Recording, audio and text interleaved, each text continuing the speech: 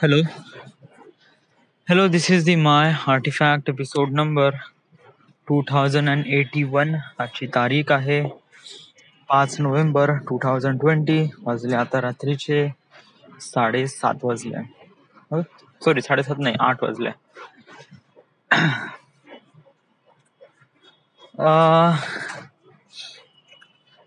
आज का म्हणायचं आहे? वेल, ऍक्च्युली मी आहे आज नागपूरमध्ये आहे. येस, नागपूर. मी आत्याच्या घरी आहे. ओके. म्हणजे is this kind of life I want? या म्हणजे अशी कोणती हिवल लाईफ नाही.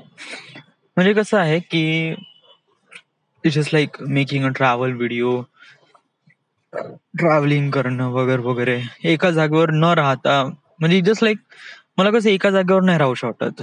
या बिलकुलच नाही. या इट वॉज लाईक दॅट की नेहमी ट्रॅव्हल करत राहो, काम करत राहो, असं काम करत राहो जे आपल्याला आवडते. या जस्ट लाईक फिल्म मेकिंग वगैरे.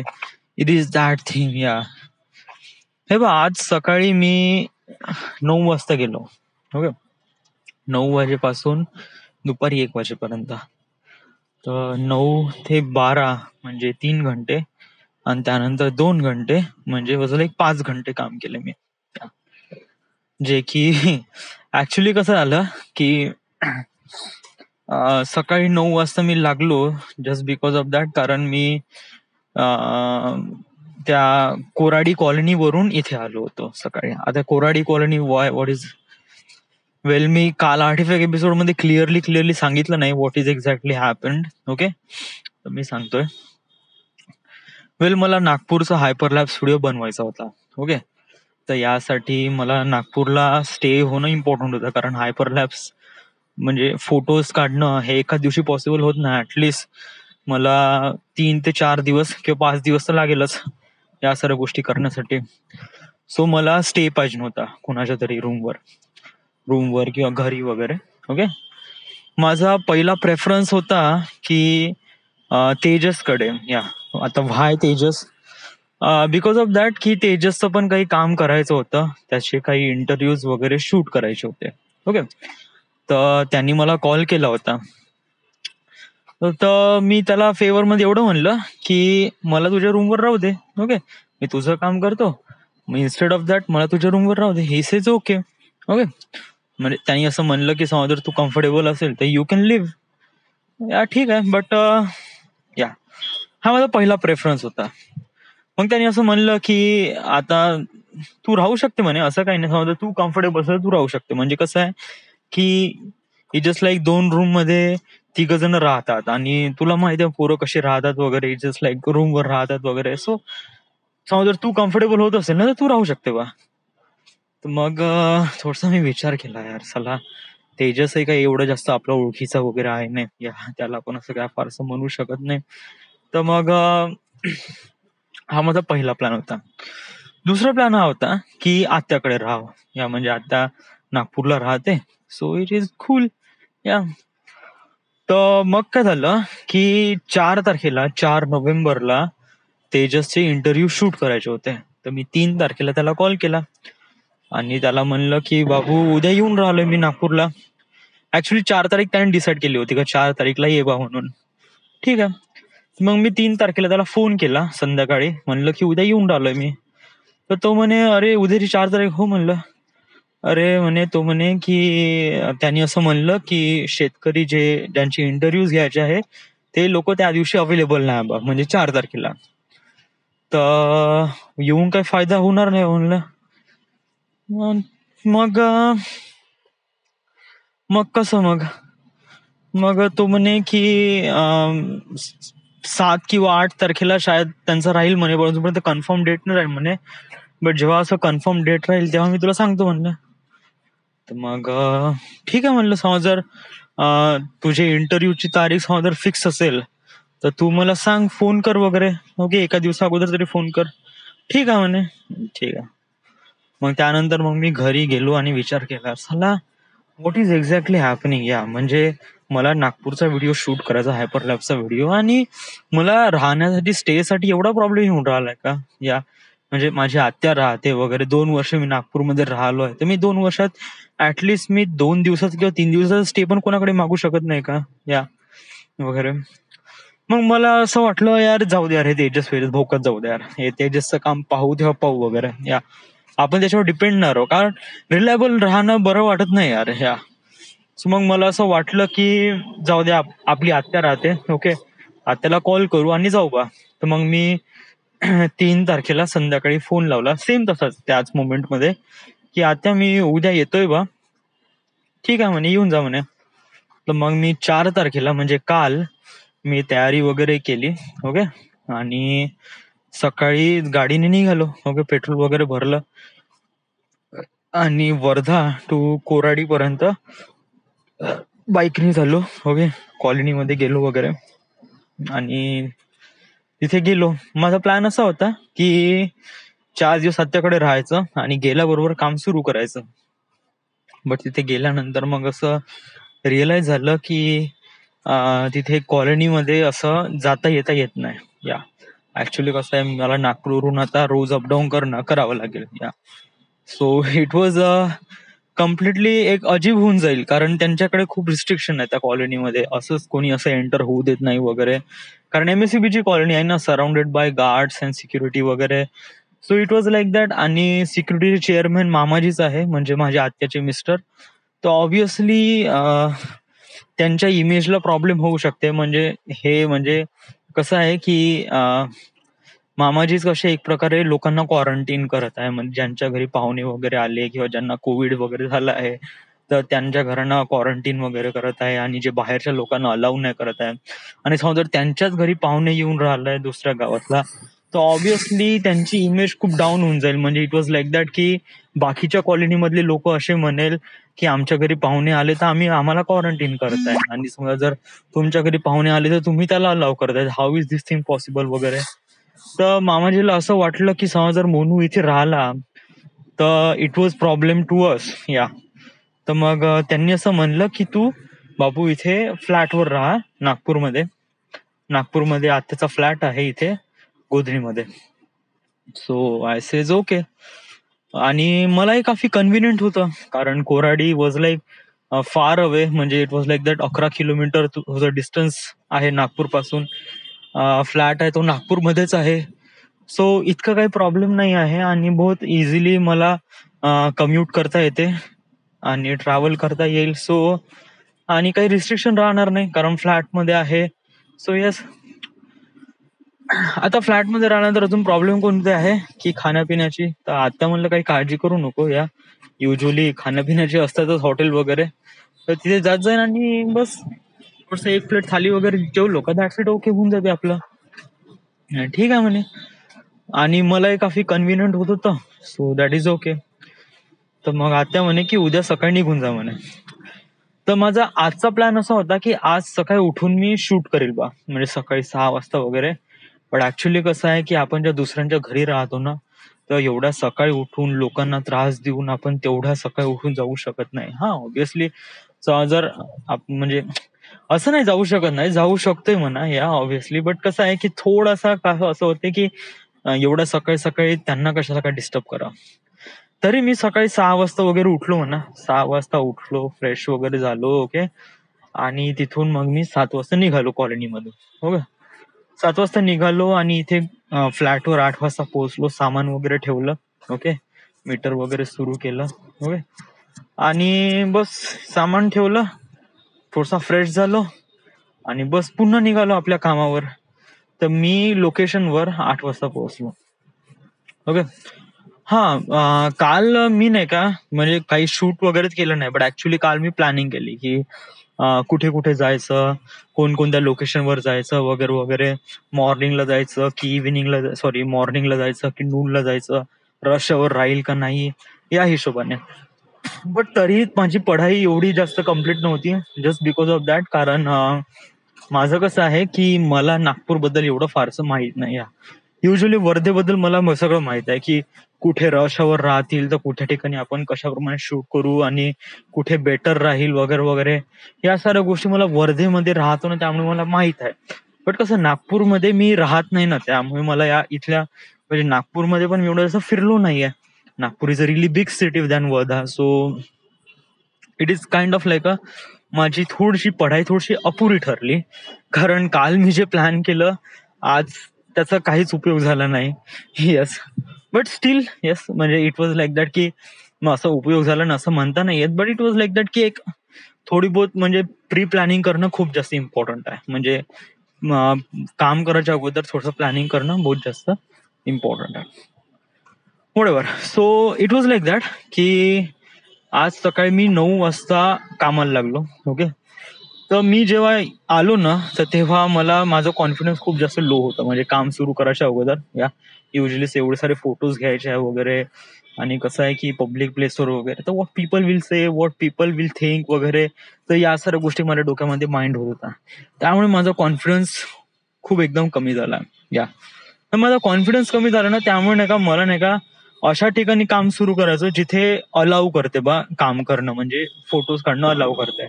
म्हणजे कुठे की स्वामी विवेकानंद स्मारक, ते आय लव्ह यू नागपूर वगैरे लिहून आहे तिथे. ओके. तर मला वाटलं ते प्लेस खूप जास्त बेटर राहील. कारण तिथे आपण चांगल्याने फोटोज काढू शकू आणि कोणी आपल्याला बॉदर करणार नाही.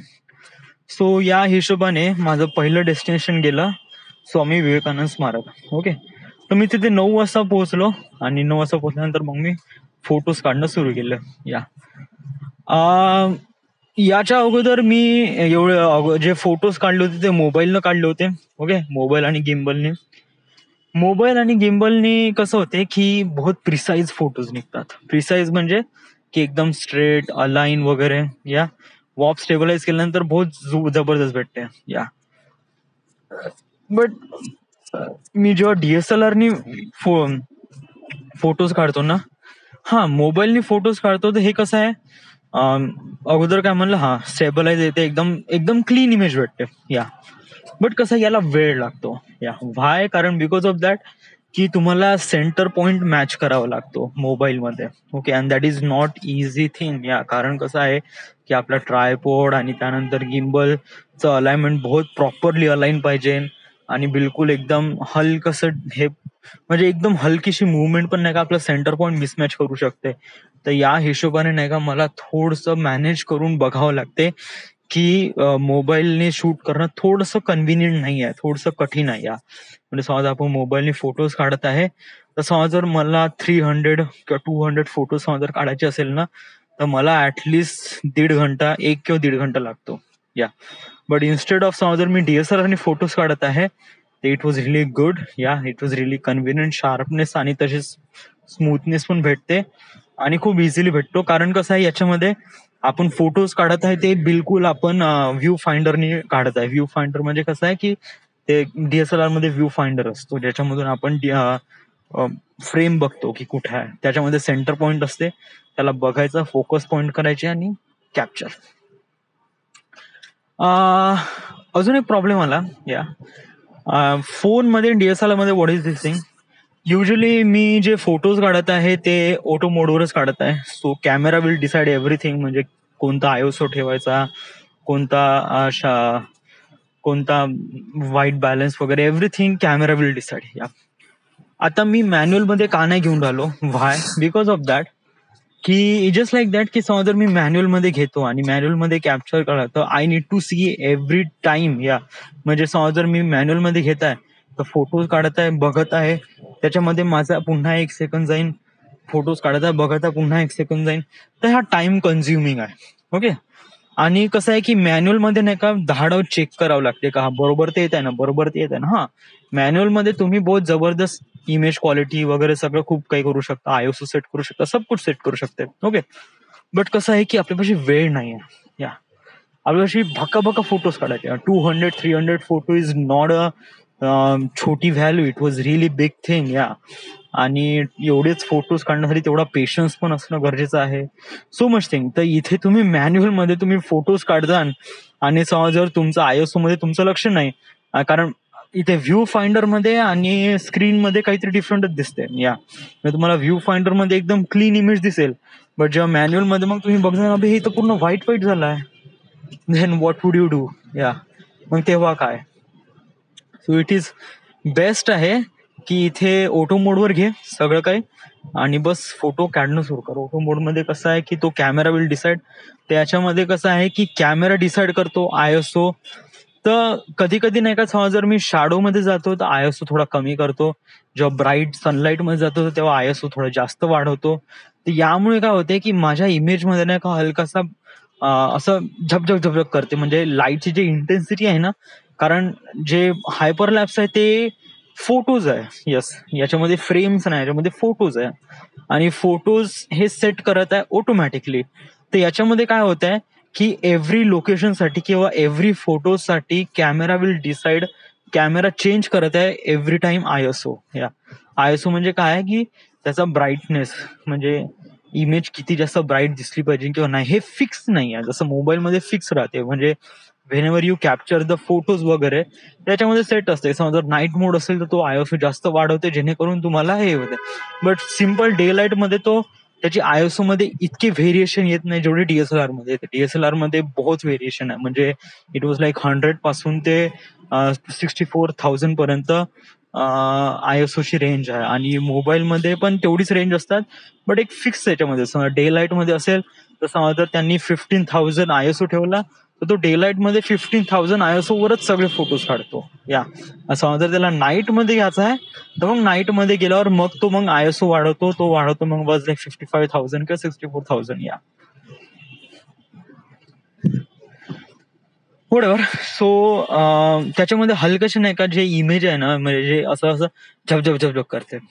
तर याच्यावर सोल्युशन काय? याच्यावर सोल्युशन असं आहे की इट वॉज लाईक दॅट की मला एव्हरी इमेज, म्हणजे प्रत्येक इमेजला पकडावं लागेल. ओके. हा म्हणजे कसं आहे की हे जे आहे ना, हे ब्लिंकनेस आहे ना, हे बहुत रॅपिडली होत आहे, त्यामुळे ह्युमन आईजनी दिसत नाही. या बट कसं आहे की जेव्हा समजा जर हा व्हिडिओ तुम्ही मोठ्या स्क्रीनवर, म्हणजे टीव्हीवर किंवा टीव्हीवर किंवा मॉनिटरवर जेव्हा बघजाल ना तेव्हा हलकासा ब्लिंक येईल. सॉरी, टीव्हीवर बघजाल तेव्हा ब्लिंक येईल, बट मोबाईलवरती याचा काहीच दिसत नाही. येस, कारण मोबाईलवर एकदम छोटी स्क्रीन असल्यामुळे आपल्याला ऍडव्हान्टेज असते आणि माझी मोस्ट ऑफ द ऑडियन्स आहे ते मोबाईलवरच बघतात. सो बेसिकली या, बट तरी याच्यावर सोल्युशन असं आहे की मला एव्हरी फ्रेम पोस्ट मध्ये काय करावं लागेल, पोस्ट प्रोडक्शन मध्ये म्हणजे एडिटिंग मध्ये, की प्रत्येक फोटोजला सेट करावं लागेल. ओके. आणि त्याची जे सेटिंग आहे म्हणजे जसले कॉन्ट्रास्ट, जे basic basic basic colour correction नाही का, ते basic colour correction for every single photos साठी आपल्याला अलाइन करावं लागेल आणि ते कसं ट्रिम करून करून. या so it was like really big thing. हे काम आहे थोडं खूप मोठं आहे आणि तरी त्याच्यानंतरही फुल रिझल्ट किंवा फुल क्लीनअप भेटणार नाही. सो या थोडासा प्रॉब्लेम आहे, but I don't think that that was too much. Yes.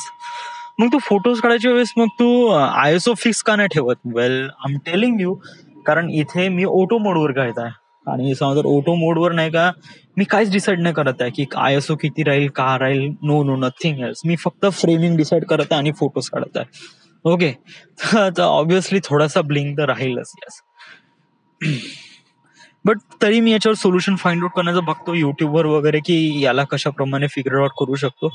कारण प्रोडक्शन मध्ये किंवा फोटोज काढताना मी या सगळ्या गोष्टी डिसाईड नाही करू शकत. माझ्यापाशी वेळच नाही राहते लिटरली, कारण एक फोटोज काढले नंतर दुसऱ्या सेकंड मध्ये 2 फोटोज. या so it was like that each second मध्ये बघा मला फोटोज काढावं लागेल. So it was like that की माझ्यापाशी वेळच नाही का मी मॅन्युअल मोड मध्ये जाईन ना, या सगळ्या गोष्टी सेट करेल अँड देन बघा काढेल. It was definitely not. या लिटरली काही फोटोग्राफर्स असतात म्हणा जे एवढे खूप रॅपिडली वगैरे अंडरस्टँडिंग करतात वगैरे, बट राईट नाऊ माझ्यापाशी डीएसएलआर जस्ट आत्ताच आला आहे आणि मी याच्यावर एवढे जास्त फोटोज काढलेले नाही आहे.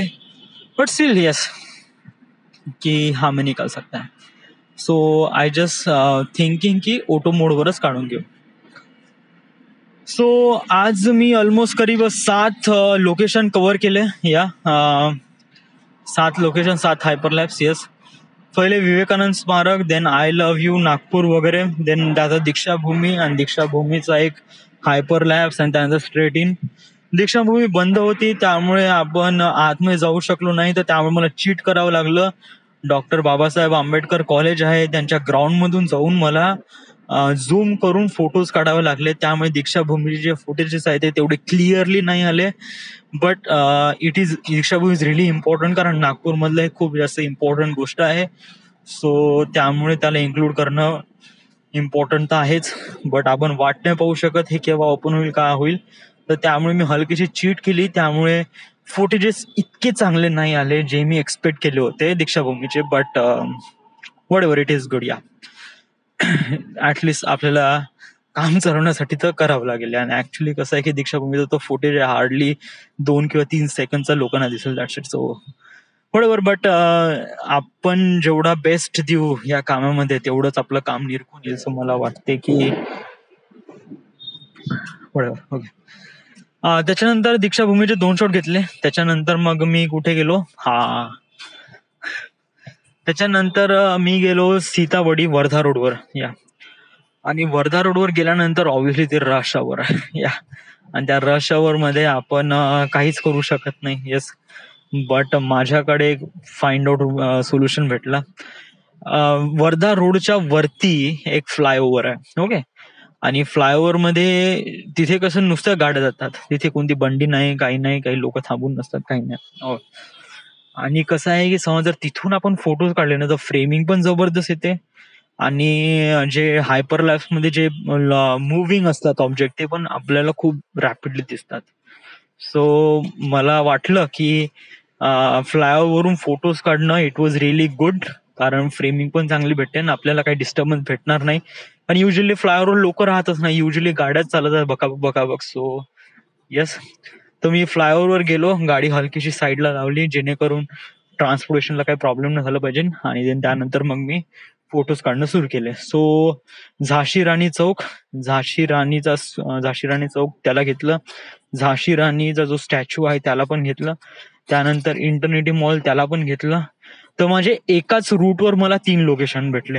अजून त्याच्यानंतर खूप काही भेटत होतं, म्हणजे लोकमत बिल्डिंग, आणि त्यानंतर अजून झिरो माईल नाही भेटत, झिरो माईल थोडं समोर आहे. बट लोकमत बिल्डिंग, बट त्या फ्लायओव्हरवरून जे व्ह्यू भेटतात ना, इट वॉज डॅम गुड. या ट्रस्ट मी.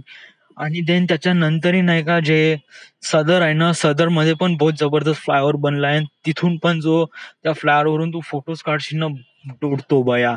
कारण जेव्हा मी वर्धेवरून नागपूरला येत होतो तर त्या फ्लायओव्हरवरून आलो मी, आणि त्या फ्लायओव्हरवरून बहुत जबरदस्त शॉट भेटले असते. बट ऍक्च्युली कसं आहे की आज मी ऑलमोस्ट करीब 1500 फोटोज काढले, 1500 फोटोज काढले. आणि आय वॉज रिअली टायर्ड. या दुपारी 1 वाजता मी बहुत जास्त थकलो होतो. या आणि कसं आहे की जेव्हा मी थकलो होतो तर मला नाही का काम समोर करायचंच होतं, बट निगेटिव्हिटी येऊन राहिली होती कामामध्ये. अब यार नाही यार, रहने दे, इसको मत लेते, उसको बाद में लेते वगैरे, पहिले हे घेऊ ते घेऊ. आणि कसं आहे की अशी निगेटिव्हिटी आली ना तर ते कामामध्ये बहुत जास्त बेकार, कारण हे जे काम आहे हे एका सेकंड मध्ये किंवा एका मिनिटामध्ये होत नाही. याला बहुत पेशन्स लागते आणि बहुत प्रिसाइजली काम करावं लागतं. सो ऑब्व्हियसली हे याच्यामुळे होत होतं, कारण बिकॉज ऑफ दॅट मला भूक लागली होती. आय वॉन्ट टू ईट, कारण मी सकाळी फक्त चहानी पोळी खाल्ली होती आणि त्याच्यावरच होतो. तर मग मला वाटलं काही ना काहीतरी खाणं बहुत जास्त इम्पॉर्टंट आहे.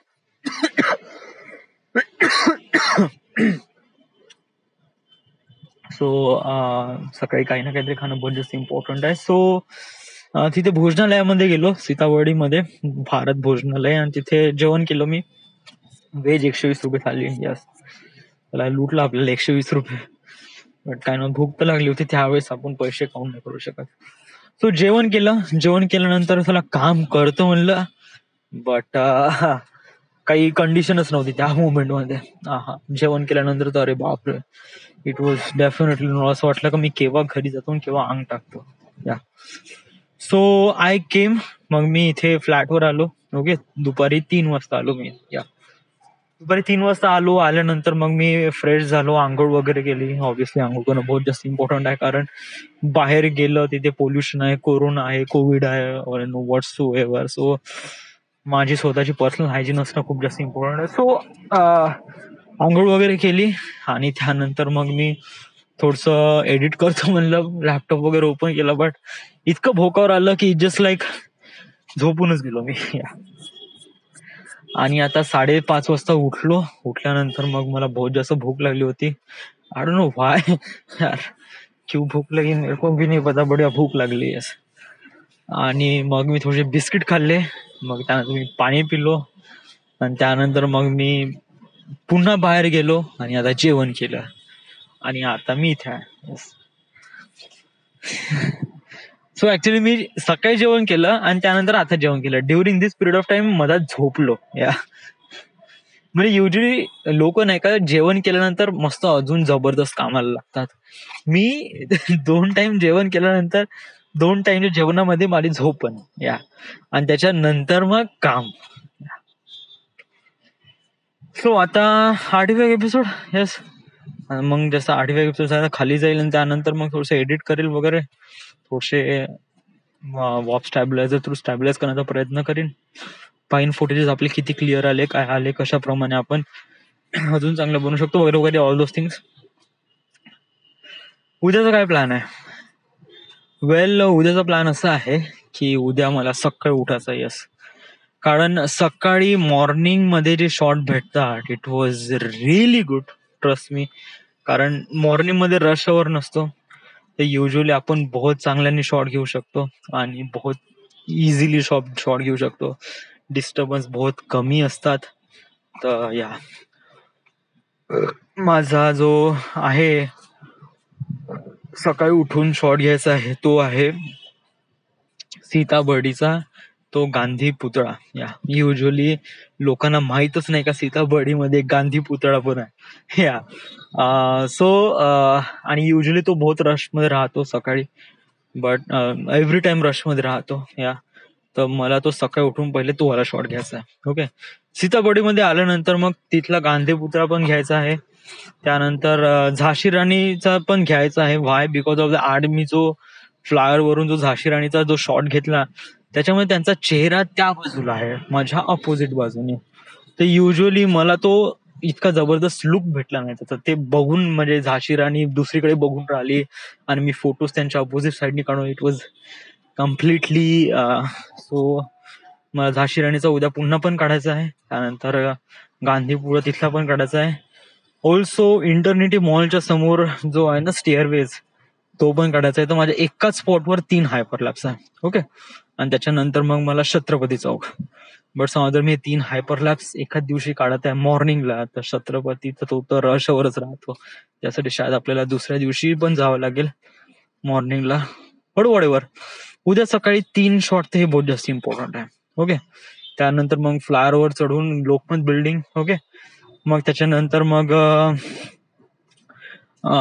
जेवढे काय मग चौक वगैरे दिसतात, हा railway station. Yes, railway station is really important. या रेल्वे स्टेशन. ओके. आणि देन त्याच्यानंतर मग मेट्रो. आता मेट्रो स्टेशन तर खूप सारे आहे. ओके. मला असं वाटते की आपण हे नाही का आपलं छत्रपती चौक पाशी जे एक आहे तिथे एक मेट्रो स्टेशन तिथे. ओके. आणि वेल आता ते एवढंच आहे. जेव्हा बाहेर निघल्यानंतर अजून खूप काही भेटते. 0 माइल्स पण आहे. 0 माइल्स मध्ये साला ते नागपूर मेट्रोचं ते हलकंसं होतं, साला त्यांनी ते उखडून टाकलं यार. या एवढं चांगलं होतं माहित नाही, वॉटेवर. बट हा, मी आज गेलो होतो 0 माइल पाशी, बट तिथे साला त्या स्टोन व्यतिरिक्त दुसरं काहीच नाही आहे. ते चर्च आहे यार, ते चर्च बहुत जबरदस्त वाटलं. बट तिथे त्यांच्या प्रिमायसेस मध्ये आपल्याला शूट करता येईल का नाही, that is a problem. But yeah, I can try. Yes. Okay. आता तेवढंच आहे. ऑब्विसली तिथे गेल्यानंतर मग खूप काही असते. यस. म्हणजे जस्ट लाईक हे बघतो आणि आपल्याला वाटते हा हे जबरदस्त आहे, सो आय वेंट आणि आय गेट देअर. सो आणि माझा प्लॅन आहे की उद्या ऍटलिस्ट तरी आपण 2000 फोटोज काढू. ओके. आणि 2000 फोटोज काढल्यानंतर मग समजा जर मी उद्या पूर्ण करत आहे तर माझ्यापाशी मग काय असते की मग माझ्यापाशी समजा माझ्यापाशी जास्त नाही यार. म्हणजे इट वॉज लाईक दॅट की मी असं म्हणलं होतं की हप्ताभर काम राहील, but it was not that. हप्ताभर वगैरे नाही. या कारण मला अजून एक असं एक शूट करायचं, अजून एक व्हिडिओ शूट करायचा. तो आहे म्हणते नागपूर स्ट्रीट व्ह्यू. या आणि नागपूर स्ट्रीट व्ह्यू साठी मला एक जण पाहिजे. या ऍक्च्युली जो व्यक्ती जो मला ड्राईव्ह करेल आणि मला शूट करायचं आहे. तर माझी आयडिया अशी आहे की नागपूरच्या सीताबर्डीमध्ये असे खूप सारे लोक असतात जे अशा प्रकारचे कामं करतात. अशा प्रकारचे कामं म्हणजे की असे गाडी पॉलिश करणं किंवा हे वगैरे ते समथिंग. आज मला तो बंदा भेटला. मला वाटलं त्याला त्याच्याशी बोलावं, बट थोडं जाऊ दे म्हणलं, कारण आपल्यापाशी गिम्बल पण नव्हता वगैरे, कारण गिम्बल इथं घरी होता.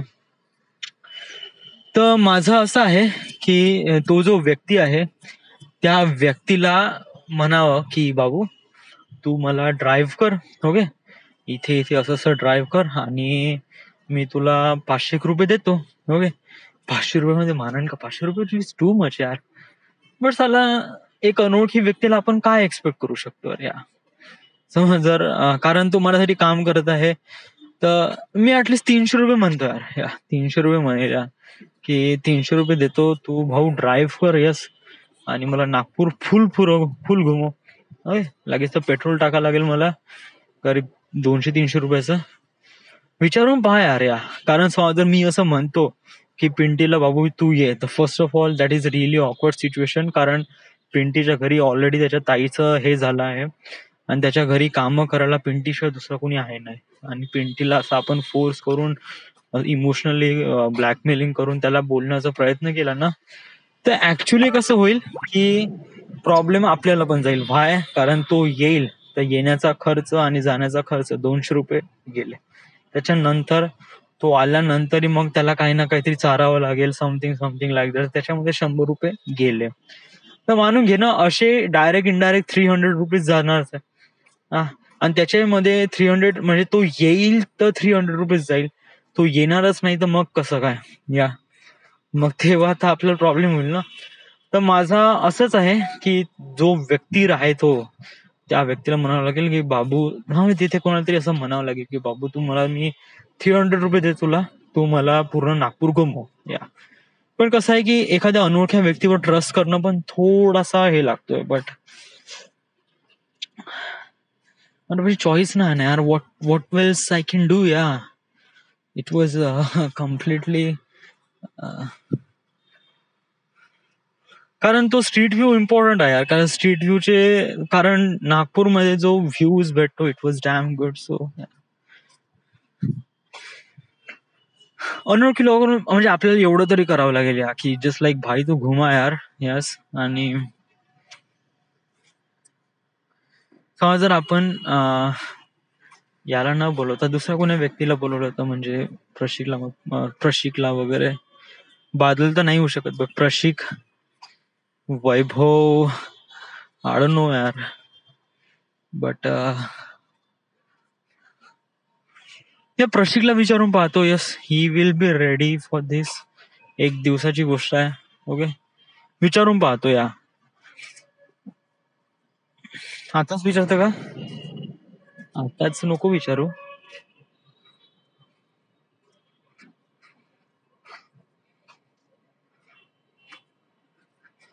आम थोडासा टेन्स मध्ये आहे की कोणाला विचारू बा, कोणाला बोलू यार, कारण कोणी ना कोणीतरी पाहिजे.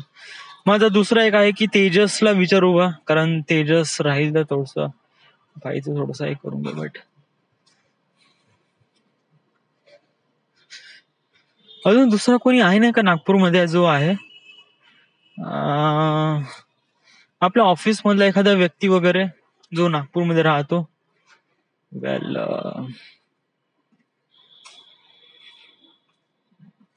असा कोण आहे यार जो नागपूरमध्ये राहतो?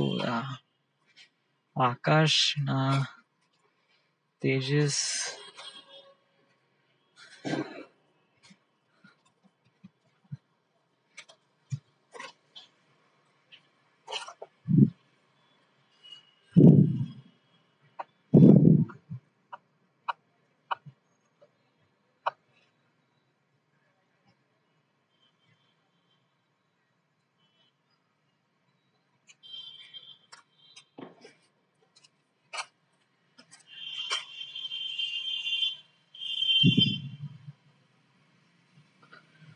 मला figure out something else, find out करावं लागेल का कशाप्रमाणे आहे तर.